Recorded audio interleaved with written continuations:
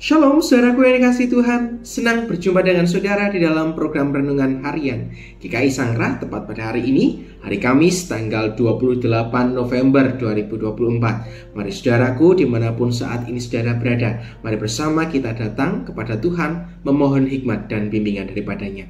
Mari kita berdoa. Ya Allah yang Maha Pengasih, kami sungguh bersyukur untuk segala berkat yang Tuhan percayakan bagi setiap kami. Kami tahu di dalam istirahat kami semalam, Tuhan pun turut menyertai dan menjagai kami. Untuk itu Tuhan, mengawali segala aktivitas kami hendak kembali merenungkan sabda-Mu. Biarlah melalui permenungan yang akan kami lakukan, kami menjadi mengerti apa yang mau Tuhan kehendaki untuk kami lakukan dalam hari lepas hari. Untuk itu ya Tuhan, berfirman-Lah di tengah-tengah kami, sebab setiap kami saat ini sudah siap untuk mendengarkannya. Di dalam nama-Mu, Tuhan kami Yesus Kristus, Tuhan dan Juru Selamat kami yang hidup, kami berdoa dan mengucap syukur. Haleluya. Amin. Saudaraku yang kasih Tuhan, memasuki akhir tahun. Biasanya di Indonesia curah hujannya kemudian meningkat.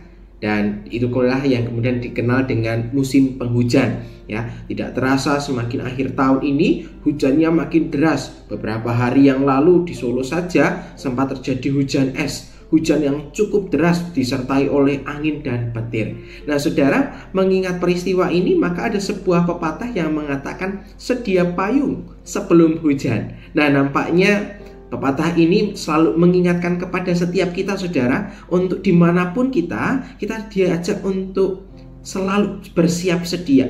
Kalau dalam konteks pepatah ini, sedia payung sebelum hujan artinya kita harus mengantisipasi dulu sebelum hujan itu datang. Karena kita tahu, oh ini sudah musimnya hujan gitu ya, maka saya harus membawa payung, entah itu ditaruh di mobil, entah itu taruh di tas atau di manapun itu ya, sehingga ketika kita kehujanan kita tidak perlu menunggu waktu lama sampai hujan reda, tapi tinggal kita mengeluarkan payung itu untuk melindungi kita supaya kita tidak kehujanan. Nah saudaraku yang kasih Tuhan, di dalam Alkitab sebuah ungkapan yang sama juga diungkapkan oleh Paulus mengenai bagaimana jemaat Kristen harus selalu siap sedia dalam segala kondisi. Mari bersama kita akan membukanya di dalam 1 Tesalonika pasal yang kelima, terkhususnya pada ayat yang ke-11. Saudara nanti dapat membaca secara utuh di dalam perikop pasal yang kelima tentang berjaga-jaga. Tapi mari bersama kita akan membaca 1 Tesalonika pasal yang kelima ayat yang ke-11. Demikian sabda Tuhan. Karena itu, nasihatilah seorang akan yang lain dan saling membangunlah kamu seperti yang memang kamu lakukan. Nah saudara, ini bagian yang dituliskan oleh Paulus kepada jemaat Kristen di Tesalonika. Nah, nampaknya di dalam penulisan ini ada hal yang melatar belakangi. Ketika Paulus melihat bahwa orang-orang Kristen di Tesalonika harus menghadapi dua kondisi. Kondisi yang pertama adalah berkaitan dengan kondisi eksternal, yaitu adalah orang-orang yang belum mengenal Kristus. Ya tentu mereka menjadi orang-orang yang tidak menyukai orang-orang Kristen. Tapi yang kedua, mereka juga diingatkan tentang hambatan internal. Ketika orang-orang yang sudah percaya Tuhan, tetapi mereka masih mempeributkan tentang kedatangan Tuhan. Ternyata dua kondisi ini membuat jemaat di Tesalonika mengalami sebuah pergumulan yang berat. Untuk itulah dalam bagian ini Paulus memberikan surat kepada jemaat Tesalonika untuk mengingatkan kepada setiap mereka tentang bagaimana tentang hidup beriman di dalam Tuhan. Secara khusus kalau kita membaca dalam bagian ini, itu sudah ditekankan oleh Paulus tentang dua gambaran gelap dan terang. Bagaimana kehidupan yang gelap itu digambarkan tentang kehidupan sebelum mengenal Kristus. Bagaimana mereka hidup menurut kehendak pribadi, mereka hidup di dalam hukum-hukum yang tidak jelas gitu ya. Tetapi mereka diingatkan bahwa ketika mereka sudah mengaku percaya kepada Tuhan, mereka telah diangkat menjadi anak-anak terang, yang artinya mereka sudah hidup di dalam otoritas dan juga kehendak Tuhan. Mereka sudah hidup di bawah Injil, sehingga mereka seharusnya tidak lagi hidup dengan cara yang lama, tidak terpancing, tidak tergoyahkan, dan hidup menurut kehendak Tuhan. Untuk itulah dalam bagian ini, meskipun tadi ada permasalahan tentang kedatangan Tuhan, Kita sudah tahu bahwa dalam Alkitab dikatakan tidak ada seorang pun yang tahu. Ya, hanya Bapa di surga lah yang tahu.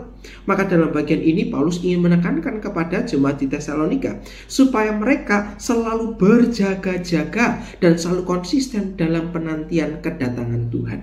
Untuk itu mereka diminta untuk tidak terlalu memikirkan, tidak terlalu kemudian mempercayai isu-isu yang tidak benar. Karena Alkitab sudah mengatakan bahwa hanya Bapa saja yang tahu.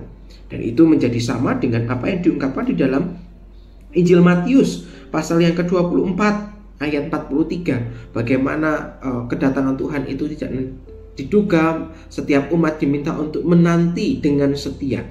Untuk itulah jemaat di Tesalonika didorong oleh Paulus untuk terus menyatakan kebaikan, untuk terus menghidupi dan mengupayakan nilai-nilai Kristus, nilai-nilai yang sudah Yesus ajarkan. Karena setiap orang yang percaya sudah diselamatkan oleh Tuhan.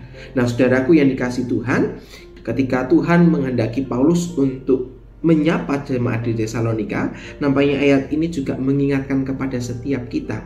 Di tengah akhir zaman ini, kita diingatkan Tuhan untuk terus meningkatkan kapasitas dan juga kualitas iman kita, untuk kita terus berjaga-jaga, terus setia kepadanya.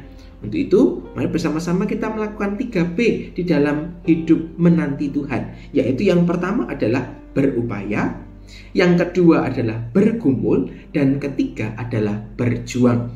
Dengan 3B ini, kita diharapkan untuk terus makin dekat kepada Tuhan. Apapun yang menjadi pergumulan kita terus berjuang bersama dengan Tuhan. Maka kalau tadi di awal sedia payung sebelum hujan, maka istilah yang tepat untuk perikop ini adalah sedia iman, supaya setiap kita tetap aman di dalam Kristus. Kiranya firman Tuhan hari ini boleh menjadi sumber kekuatan kita untuk kita boleh menjalani kehidupan hari lepas hari. Mari bersama kita menutup permenungan ini di dalam doa kepada Tuhan. Mari kita berdoa. Ya Bapa, kami mengucap syukur ketika Tuhan ingatkan kami tentang bagaimana kami harus setia di dalam iman kepada Engkau. Maka mampukan kami untuk terus dapat berlaku setia apapun yang menjadi persoalan dan pergumulan kami. Kami tahu kami lemah, tapi kami tahu bahwa kami memiliki Tuhan yang kuat, yang perkasa, yang sanggup untuk terus melindungi kami. Maka kami akan menyerahkan seluruh kehidupan kami Tuhan hanya ke dalam tangan cinta pengasihan-Mu.